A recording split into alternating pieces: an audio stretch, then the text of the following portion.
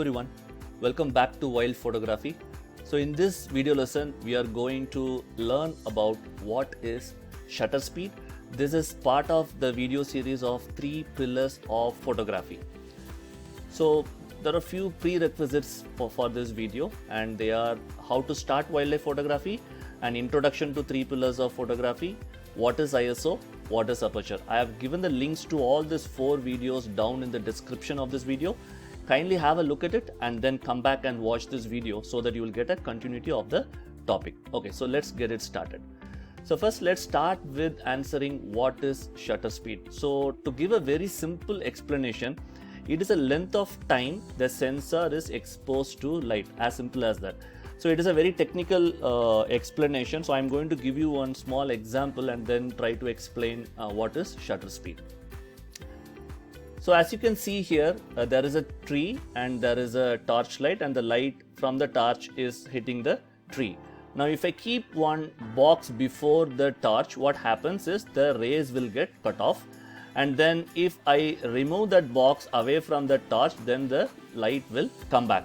So there is something very similar to this happens in camera as well. So if we convert this into the terms of a camera, the torch what you see is actually the sensor, and the cotton box what I have shown you, that is actually the shutter, and the rays what is coming from the torchlight is actually the light which is entering the sensor. The only difference is on the illustrative example that light goes from the torchlight, but in reality in a camera the light actually enters and reaches the sensor to capture an image. Now what happens, same like the way I shown you, the box is kept and taken, the shutter opens to let the light inside, and then shutter closes and that completes an image. Here people tend to confuse shutter speed with frames per second. The length of time the shutter actually opens, letting the light inside to hit the sensor, that is actually your shutter speed. So there is other name to that is the exposure time.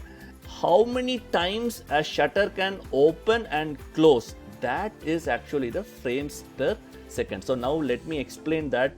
Okay, the first one what we are going to talk about, assume the shutter whatever I have shown over here can open and close 10 times in 1 second. 10 times in 1 second. Okay, what that means is this particular shutter, which is part of a camera, has a capability to open and close 10 times within 1 second. This is one. The second one what I am going to explain you, when a shutter opens and closes, it took 1/1000th of a second. These two are completely different. The first one what I mentioned is the number of times the shutter is capable of opening and closing.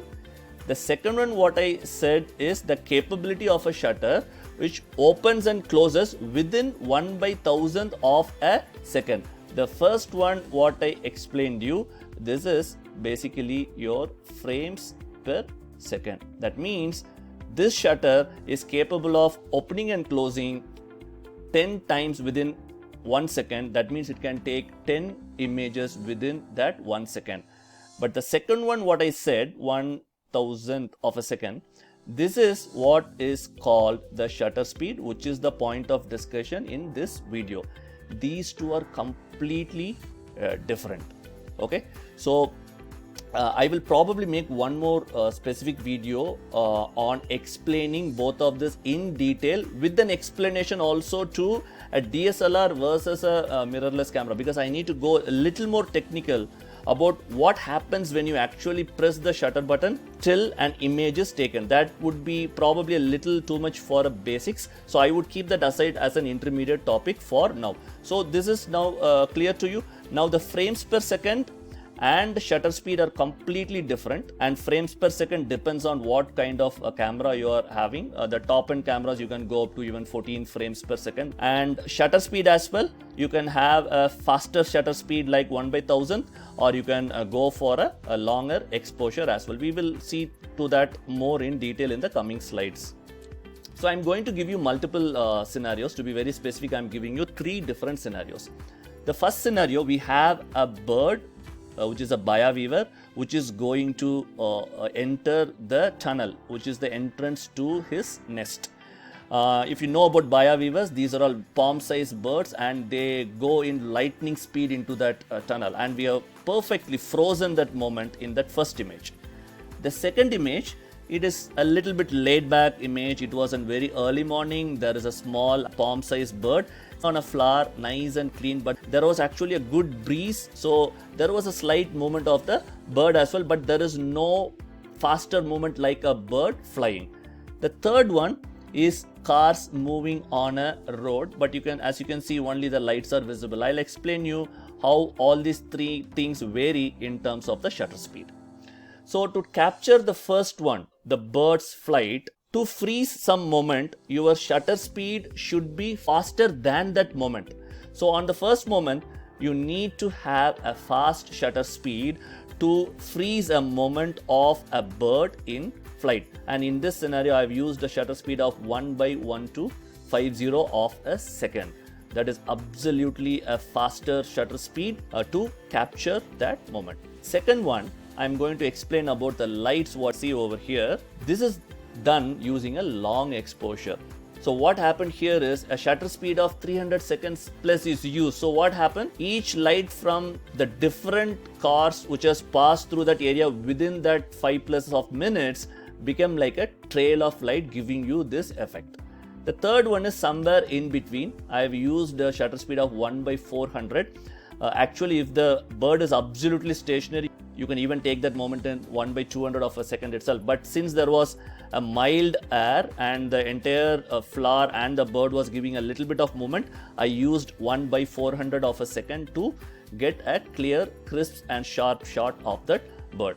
Now the point to note here, when you're using a fast shutter speed, it is good that you are freezing a moment, a beautiful moment of a buyer weaver entering the nest. But the problem is the light which enters the camera will be very, very less. Similar way, on a long exposure, since you are opening the shutter and letting light to come in for more than 5 minutes, you are getting excess of light coming inside. In both these instances, you need to compensate for the increase or decrease in light to perfectly expose that particular image. And the middle image is somewhere in between, but I want to just take both the extremes and explain you.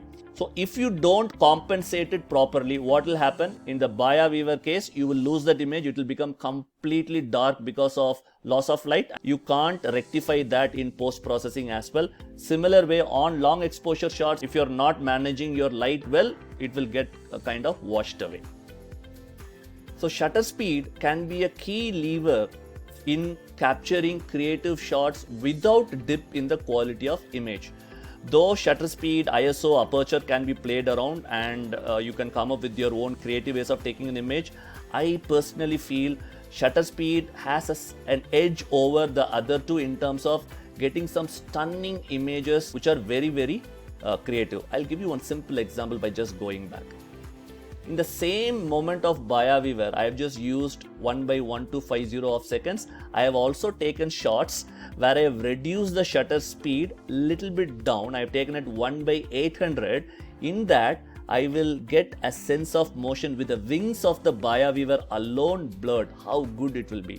So again, I want to restate, shutter speed is a key lever which you can use if you want to be creative in your wildlife work. That's it about the shutter speed. I'm going to give you quickly the key takeaways. Number 1, shutter speed is to be faster than the motion of the subject to freeze that moment. If the shutter speed is slower than the motion of the subject, then you will create a blurry feel. Now that thin line is there. Which shutter speed suits which, you have to iterate it on feel and you should learn it. The third one, faster the shutter speed, lesser the light. Higher the exposure time, that is lesser the shutter speed, more the light. In both these instances, you need to compensate for the loss or increase in light to get a perfectly exposed image. And the last one, shutter speed is a key lever to be creative. So that's it with this video lesson. If you have any questions on this shutter speed, please feel free to leave me a note at the comment section and I would be glad to get back to you with the answer. So thank you so much for watching this video. The next video, which is the last video in the 3 pillars of wildlife photography, is the most crucial video. The reason is I am going to explain you how shutter speed, ISO and aperture should be handled together, because that is the reality when you are on the field.